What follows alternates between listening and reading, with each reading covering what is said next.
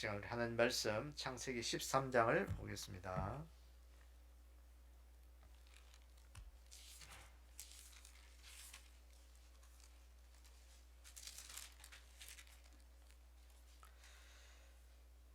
창세기 13장 우리 1절에서 우리 4절까지 우리 한 목소리로 읽도록 하겠습니다.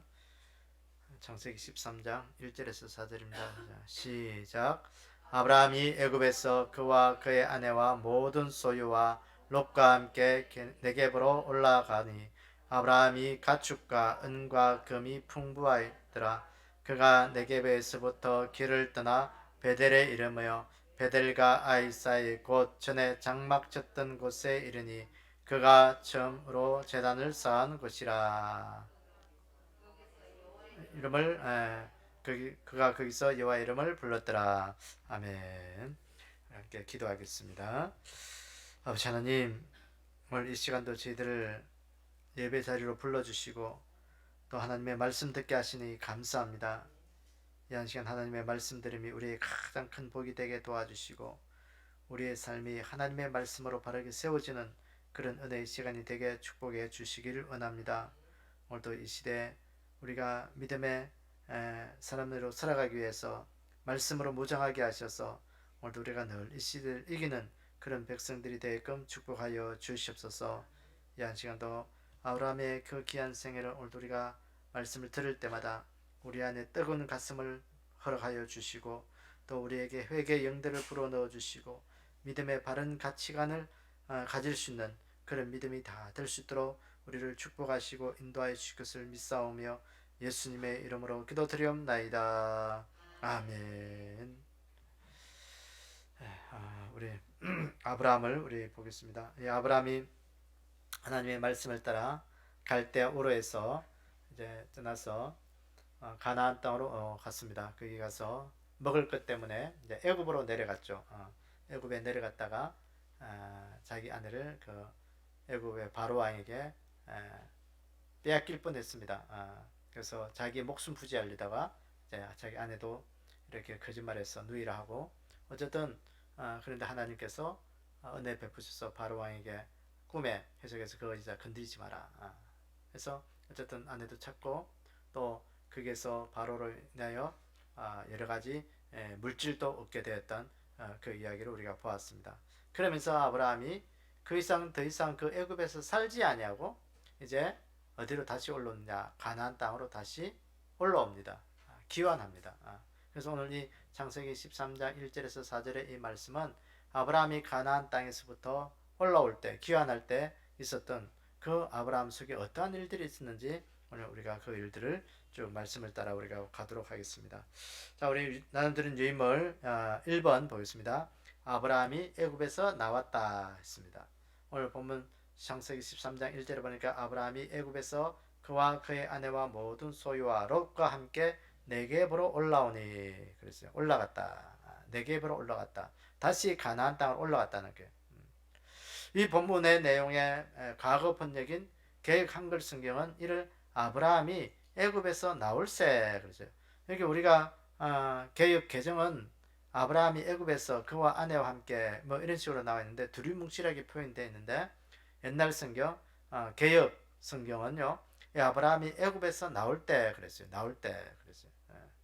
라는 표현으로 번역하여 아브라함이 애굽에서 철저히 분리되어 나왔음을 강조한다. 사실상 히브리 원문도 민미처라임이란 표현을 사용하는데 이는 애굽으로부터 분리되어 나와서로도 번역이 가능하다. 그랬어요. 이처럼 본장은 먼저 과거 그릇된 선택, 실패한 삶의 자리인 애굽에서 분리되는 모습을 강조한다. 이어 애굽에서는 전혀 언급이 없었던 롯이 여기서 다시 나타난다. 이는 아브라함과의 언약 관계 속에서만 롯이 그 의미를 지니기 때문인데 이것은 그의 후손 암몬과 모압 족속 역시 항상 이스라엘과의 관계하에서만 모습을 나타내는 것과 같다. 성경에 보면 나오라 했다. 모세도 공중에서 나왔고 이스라엘 백성들도 애굽에서 나왔다. 교회도 마찬가지이다. 신약 초대교회는 아브라함이 바벨론 땅 갈대아 우르에서 애굽에서 나왔던 제약 세상에서 나왔다. 그리고 정말 해입은 여자 참교회는 정말 타락한 죄악 세상, 타락하고 배도하는 음녀 교회에서 나왔다. 그리고 다시 거리로 들어가지 말아야 한다. 그랬어요. 아브라함이 어디에서 나왔다? 애굽 아니 갈대우르에서 떠났고 애굽에 내려갔다가 다시 애굽에서 나왔다는 거예요. 거기 안주해 있고 거기서 머물러 있지 않았다는 거예요. 그래서 오늘 이 말씀 뭐 우리의 믿음도 나와야 된다는 거예요. 어디에서 나와야 돼요? 네? 세상으로부터 제약으로부터 나오라 했어요. 나오라. 나오라. 나와야 돼요. 그게. 그러니까 오늘 우리가 나오지 않으면 우리는 믿음의 사람이 될 수가 없어요. 믿음을 가질 수가 없어요. 나와야 돼. 나와야 돼. 이게요. 믿음은 안주해 있는 것이 아니고 나와야 돼. 나와야 돼. 세상으로부터 나와야 돼. 세상이 얼마나 좋아요. 이게. 여러분 세상에 한번 맞들이면 믿음 생활하기 힘들어요. 쾌락이 얼마나 좋은 게. 여러분 신앙생활 하는 것보다 훨씬 재밌어요. 여러분 한번 교회 끝나서 한번 해봐요. 얼마나 좋은지. 그런데 그거 버리고 나와야 돼. 모세도 보세요. 그 애굽의 궁중에서 나왔어요. 나왔어. 바로의 아들이라 칭함을 받지 아니하고 하나님의 사람들과 함께 그렇게 고됨의 삶을 살아가기 위해서 나왔다는 거예요. 화려함에서 나와야 돼요. 안 나오면 안 되는 거예요. 못 나와요. 때로는 게으름에서 나와야 되고 때로는요 뭔가 내가 좋아하는 그거 다 버리고 나와야 돼. 나와야 돼. 안 나와 안 돼. 그래서 아브라함이 그 애굽에 내려갔지만 그래서 거기서 나왔다. 나왔다. 자, 그 다음에 보세요. 요한계시록 18장 4절에 보면 또 내가 들으니 하늘로부터 다른 음성이 나서 이르되 내 백성아 거기서 나와 그의 죄에 참여하지 말고 그가 받을 재앙들을 받지 말라. 정말 제레미 때도 마찬가지예요. 주님께서 우리에게 이 세상에서부터 나오라고 말씀하시는 거예요. 비록 우리가 이 세상에서 살고 있지만 우리의 마음은 여기에 있는 것이 아니에요. 우리의 마음은 항상 하나님께 나와 있어야 돼요. 그래서 이 마지막 때가 되면요 물질적인 것들로 세상이 또 쾌락적인 것들로 탐욕적인 것들로 비진리로부터 가득하다는 거예요. 거기서부터 나오라. 종교다원주의, 하나님을 배반하는, 배도하는 그런 일들에 그것이 큰 줄을 이루고 하고 있지만 네가 거기서 나와라. 나와라. 나와라. 거기에 미혹되지 마라. 거기에 미혹되지 마라. 거기서 나와라는 거예요. 그래서 하나님께서 아브라함을 그 갈대아우르에서 갈대아우르가 뭐냐? 바벨론이에요. 바벨론. 바벨론이 세상 문명이에요. 화려함이에요. 거기서 불러서 가나안 땅을 불렀고 또 애굽에서 불렀었던 것처럼 오늘도 우리가 여기에서 나오기를 합니다. 내 백성아 주님이 원하시는 거예요. 내 백성아 여기에서 나와라. 그 세상으로부터 나와라. 나와라. 나와라. 그래서 오늘 우리가 하나님 앞에서 이 세상으로부터 내 삶의 모든 있는 자리에서 오늘 우리가 좀 나올 수 있는 그 믿음 우리가 가지기를 원합니다. 나오셔야 돼. 안 나오면 우리는 거기 안주해 있고요. 결국은요 내 믿음 하나하나 꼭밥 빼먹듯이 빼먹어버리면 결국은 빈털터리 아무것도 없어. 아무것도 없어. 그래서 나올 수 있는 그 믿음이 되기를 원합니다. 자, 두 번째로 보세요. 아브라함이 이 애굽에서 가나안으로 올라올 때 뭘 했냐? 아브라함에게 가축과 은금이 풍부했다. 오늘 창세기 13장 2절에 보니까 아브라함에게 가축과 은금이 풍부하였더라. 그랬어요. 지게 가면 가축과 은과 금이 무수히 많았다는 거죠. 많았다는 것이죠. 이 아브라함은 가축뿐만 아니라 은이나 금의 수요도 무수하였다는 것이다. 아브라함의 부가 엄청나게 많았음을 의미한다. 이는 아브라함에게 기근이나 애굽 이주와 같이 어려운 가운데서도 하나님은 그의 모든 삶을 돌보시고 풍성하게 하셨음을 보여준다.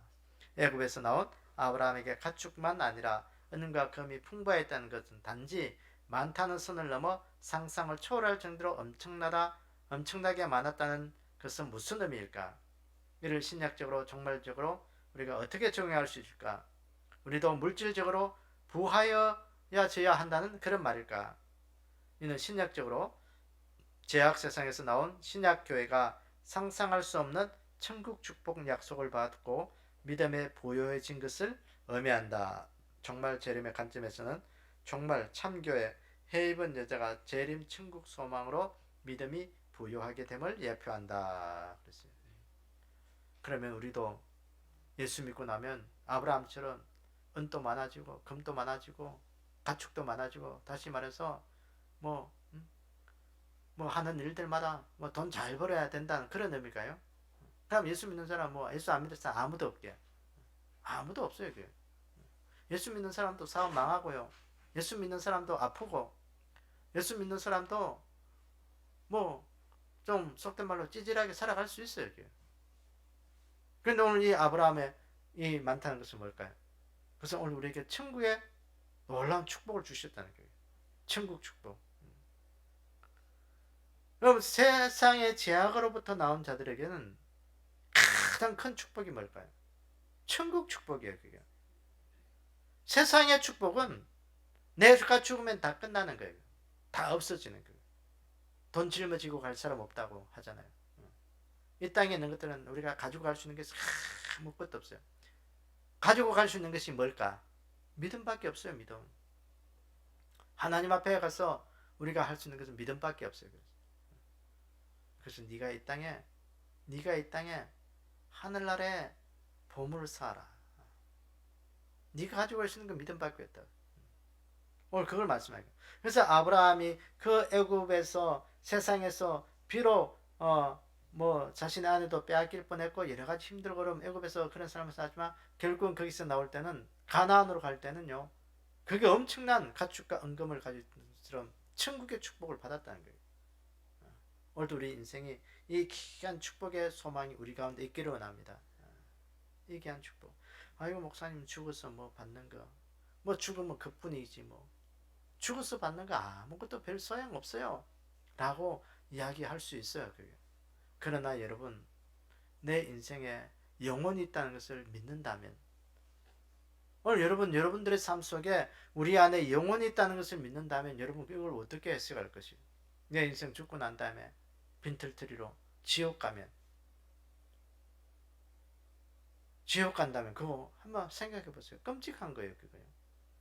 비록 하나님 내가 이 땅에서 힘들고 하지만 내가 천국의 귀한 축복, 하나님 내 영혼은 죽어서 하나님 주신 그 놀라운 축복을 하나님 받기를 원합니다. 이건 믿음이 돼야 돼요. 벌써 요한계시록 2장 9절에도 보면, 오늘 내가 내 환난과 궁핍을 알거니와 실상은 내가 부요한 자니라. 자칭 유대인이라는 자들의 비방도 알거니와 실상은 유대인이 아니요 사탄의 회당이라는 장차 받을 고난을 두려워하지 말라. 볼지어다 마귀가 장차 너희 가운데 몇 사람을 오게 던져 시험을 받게 하리니 너희가 10일 동안 환난을 받으리라. 내가 죽도록 충성하라. 그리하면 내가 생명의 환을 내게 주리라. 그랬어요. 이 스무나 교회를 향하여 네가 궁핍하지만, 환난 가운데 있지만, 어려운 가운데 있지만 내가 보니까 네가 부자다. 네가 부자다는 거예요. 왜? 그 어렵고 고고 가난한 중에서도 하나님 앞에 충성한 그 충성이 하늘의 상급으로 쌓여 있다는 거예요. 하늘의 그 은행 창고에 네 모든 것들이 계산되어서 차곡차곡 쌓여 있다는 거예요. 여러분, 오늘도 우리가 하늘 창고에 내 잔고를 늘릴 수 있는 그 믿음이 되기를 원합니다. 세상 사람들은 요새요, 재테크가요, 엔간한 사람들은 열풍이에요, 열풍. 왜? 솔직히 말해서 요새는요, 옛날만큼 돈을, 회사 생활하고 뭐 사업을 해도요, 옛날만큼 돈을 벌 수 있는 그런 시대는 다 지나가 버렸어요. 사람들이요, 앉아서 이거 물건 하나 원가가 얼마인지 자기들이 먼저 계산하고 두들겨 앉아 있어요. 인터넷에 딱 치면요, 이 원가, 이 물건 값이 얼마인지 흔히 다 알아. 그 속이지도 못해. 그리고 또 요새는요, 모든 것들이 버는 쪽적으로 세무서에 다 보고가 되고요. 그렇게 돼서 뭐 세금도 엄청나게, 예, 뭐 어쨌든 그 뭐 떼가는 거예요. 그러니까요, 요새 이래 가지고 자기 인건비 잘 벌면 자기 인건비만 먹어도요 회사 경영 잘하는 거예요. 그게. 그런 시대가 돼버렸어요. 그러니까 뭔가 이게 세상에서 오늘 또 우리가 뭐 돈을 벌어서 뭔가 이렇게 한다는 건요 참 힘들어요. 그게. 그래서 또 주님 말씀에 네가 가난하고 힘들고 어렵지만 그 가운데서 하나님을 섬긴 그 충성함이 하늘 장고에 쌓인다. 오늘 내가 이 세상에서 돈 벌어가지고 내 인생의 그 통장의 장고에 돈 쌓이게 만든다. 이건요 보통 사람들로서 힘들어요. 그래서 세상 사람들은 재테크가 열풍이에요. 조금만 종잣돈 모여지면 뭐 주식을 하니 어디 하니 투자를 해가지고 뭔가 그렇게 만들어내야 돼요. 그렇게 만들지 않으면 요새는요 뭐 노후 생활 이제는 없어요. 할 수가 없어요. 그래서 오늘 우리 인생의 가장 큰 내 인생의 영혼의 그런 그 뭐라고 할까 노후 대책이랄까 영혼의 대책을 잘 세울 수 있는 그런 믿음이 되기로 합니다. 영혼의 대책을 잘 세우셔야 돼요.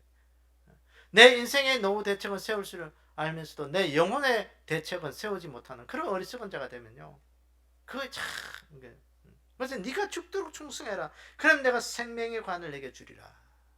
너 인생의 영혼은 내가 책임지리라. 그 하나님의 상급으로 인해서 천국에서는 잘 살 수 있도록 만들겠다는 거예요. 그거예요. 여러분 내 영혼의 대책을 세우기를 원합니다. 내 영혼의 대책은 내가 지금도 세우고 있느냐. 내 노후 대책은 세우려고 그렇게 발버둥 치고 뭔가 그렇게 하는데 내 영혼의 대책은 어떠냐. 영혼이 대책이 있냐. 여러분 오늘 우리가 영혼이 있다는 것을 믿으면요 오늘 그건 여러분 곰곰이 생각해 보시고 그거 준비하셔야 돼요. 어떤 분이 그러더라고요. 요새 사람들이 노후 대책 한다고 참 뭐 요새는 뭐 노후 대책이 뭐 너나 나나 없이 열풍이죠. 뭐 여러분 노후에 뭐 돈이 얼마쯤 있어야 인생을 편안하게 살아갈 수 있을까? 어떤 사람들은 뭐 그런데 뭐 다들 뭐 다른데 뭐 한 최소한 한 1인당 한 200은 있어야 뭐 살아갈 수 있다. 뭐 그런 이야기하는 사람도 있더라고요.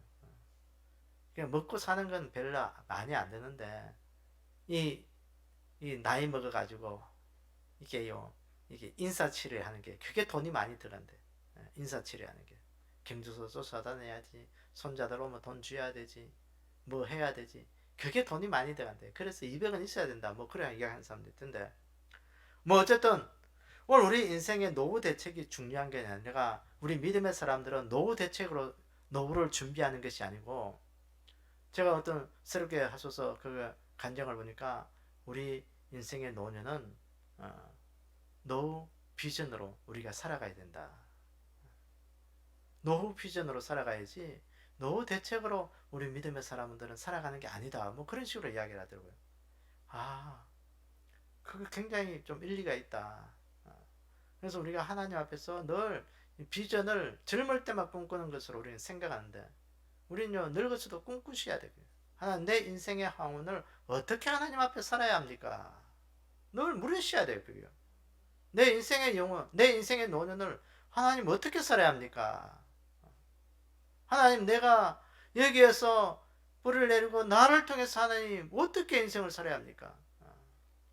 그게 우리의 인생의 비전이 돼야 비전이 돼. 비전이 돼. 노후 대책만 우리가 세우는 것이 아니라 노후 비전도 세우기를 원합니다. 오늘 그거예요. 그러니까 세상에서 우리가 아무리 잘 돼도 내 인생의 영혼을 망해버리면 그건 인생 가난한 자예요. 가난한 자예요. 이 서머나 교회를 향하여 네가 가난하고 궁핍하고 건강한 것 같아. 내가 보니까 그거 아니야. 아니야. 너는 부유한 자야. 내가 그 면류관으로 하늘 창고에 내가 너의 장고를 쌓아놨어. 이 말씀이 이 말씀. 그게 우리가 그래서 충성해야 되는 거예요. 죽도록 충성하라는 거예요. 오늘 우리 인생 속에 영혼의 대책을 잘 세울 수 있는 그 믿음이 되기를 원합니다. 항상 점검해 보셔야 돼. 내 영혼의 대책은 어떤 지점에 와 있느냐. 그렇습니다. 자, 그 다음에 우리가 3번을 보겠습니다. 라오디게아 교회는 여러분 집에 가서 한번 읽어보시면 되겠고요. 자, 3번 아브라함이 다시 베델에 이르러 여호와의 이름을 불렀다는 것입니다.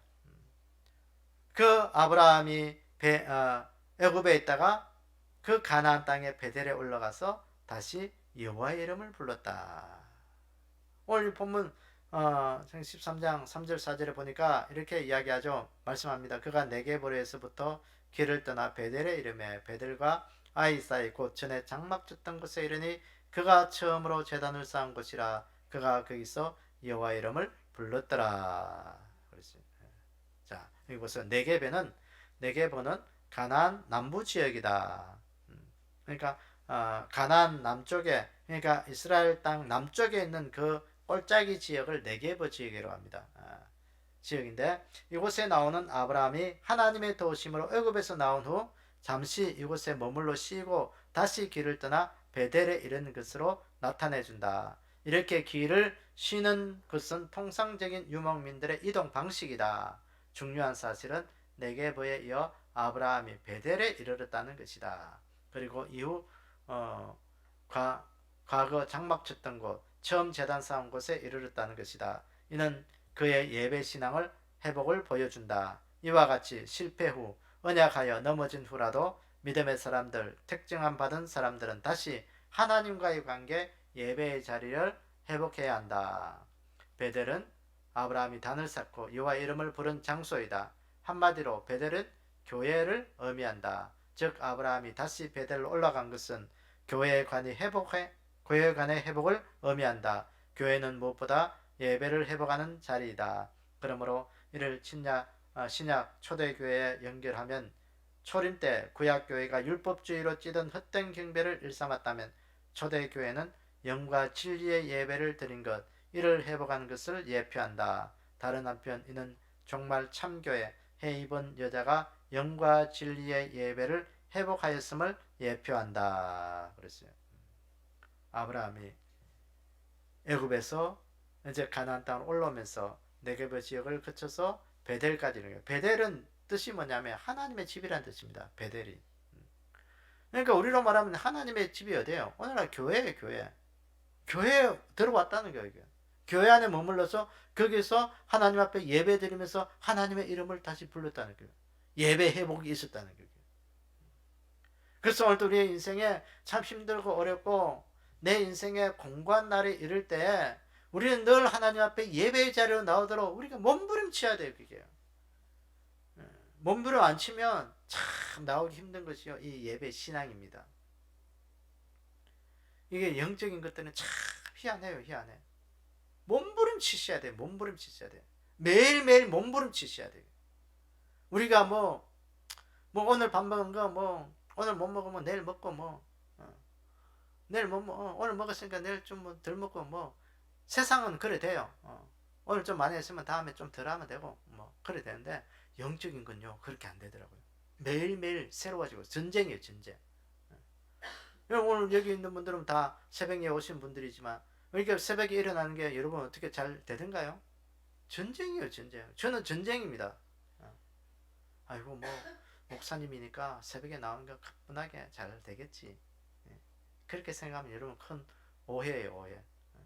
저도 일어나기 싫어요. 그 시간에 일어나고 싶은 사람이 세상에 많지 않을 겁니다. 돈 벌이를 위해서 잠시 일어나는 그런 사람도 있겠지만 이게요 영적인 일들은요 아무리 좋은 것도요 하기 싫거든요. 전쟁이에요, 전쟁. 깜빡하면요 잠들어 버려요. 제 알림은요 적어도 엄청나게 많이 울려요. 그게. 어쨌든 우리가 영적 전쟁이 하루하루가 하루를 시작하는 영적 전쟁이에요, 전쟁. 그래서 오늘 또 우리가 그 전쟁에서 이길 수 있는 그 믿음이 되기로 합니다. 전쟁에서 지면 끝이에요, 끝. 전쟁은 뭐냐? 생명을 다루는 거예요. 생명을 다루는 거예요. 예배는 우리에게 생명을 다루는 일이에요. 그러니까 사탄한테 지면 끝이에요, 그게. 끝이야. 그러니까 오늘도 우리가 하나님 앞에 내 삶을 하나님 오늘도 내가 늘 예배 가운데 회복할 수 있는 그 믿음 주십시오. 하나님 주님의 전을 찾고 내가 하나님의 이름을 늘 가는 곳마다 부르고 거기에서 하나님의 영광을 위한 삶을 살아갈 수 있도록 나를 도와주십시오. 오늘 그 믿음이 되기를 원합니다. 자, 요한계시록 11장 1절 2절 보겠습니다. 또 내게 지팡이 같은 갈대를 주며 말하기를 일어나서 하나님의 성전과 제단과 그 안에서 경배하는 자들을 청량하되 성전 바깥 마당은 청량하지 말고 그냥 두라. 이것은 이방인에게 주었은즉 그들이 거룩한 성을 42달 동안 짓밟으리라. 초대교회가 성전에 모여서 사도들의 말씀을 따르고 떡을 떼고 기도하기를 힘쓴 그 모습처럼 오늘도 종말에 진리와 하나님의 영과 진리, 신령과 진정으로 예배드리는 참교회의 모습이 뭐냐? 오늘 요한계시록은 두 증인이라고 그걸 이야기하거든요. 두 증인. 이들은 뭐냐? 오늘도 하나님의 성전과 제단에서 예배하고 경배하는 자들, 그런 사람들만 헤아려 보라는 거예요. 성전 바깥들에서 있는 그런 자들은 그냥 내버려 두라. 이방인들이 짓밟힐다. 그거예요. 그래서 오늘 우리가 하나님의 성전과 제단에서 참 예배하고 믿음이 회복할 수 있는 그 은혜가 있기로 합니다. 그저 뭐 교회 다닌다고 말만 하고 예배 안 드리는 그런 사람들은요, 우리 이방인의 뜰에서 있는 그런 자들과 똑같은 거예요. 똑같은 거예요. 그래서 이 아브라함이 믿음 지키면서 오늘도 애굽에서 올라와서 베델로 올라가면서 제단을 쌓고 예배 회복이 되고 하나님 안으로 들어왔던 것처럼 오늘도 우리가 이 귀한 믿음 예배를 지키면서 천국 백성의 삶을 잘 살아갈 수 있는 우리가 우리 은혜 있는 자들이 되기를 원합니다.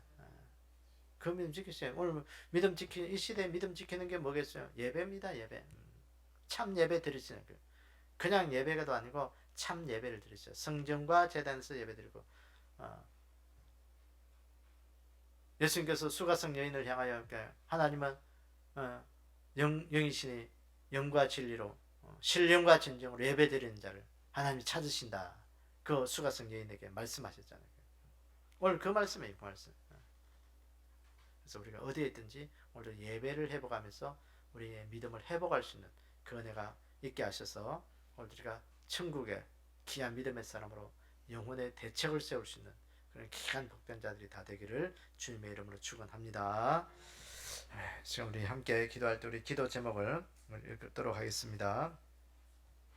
자, 우리 개인적인 기도 1번, 2번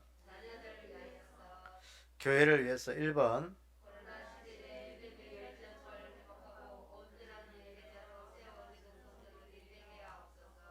2번, 3번,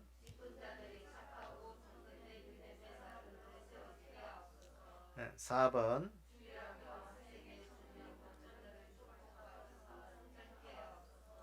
5번,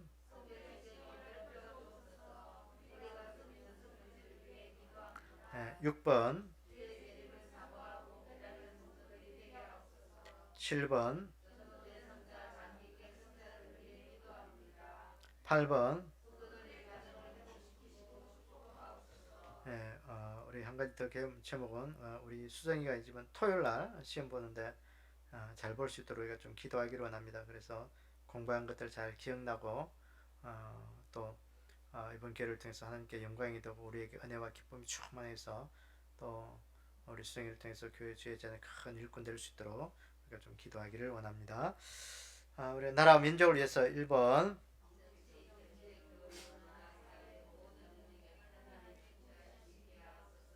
2번, 3번, 4번. 우리 기도 제목을 위해서 또 여러분들의 개인 제목을 위해서 우리가 함께 기도할 때 하나님의 역사가 있기를 원합니다.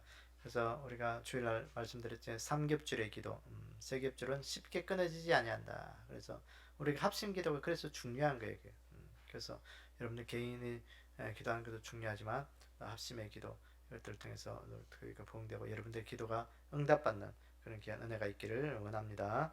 우리 함께 주의 크게 한번 외치고 우리 함께 기도하겠습니다. 주여!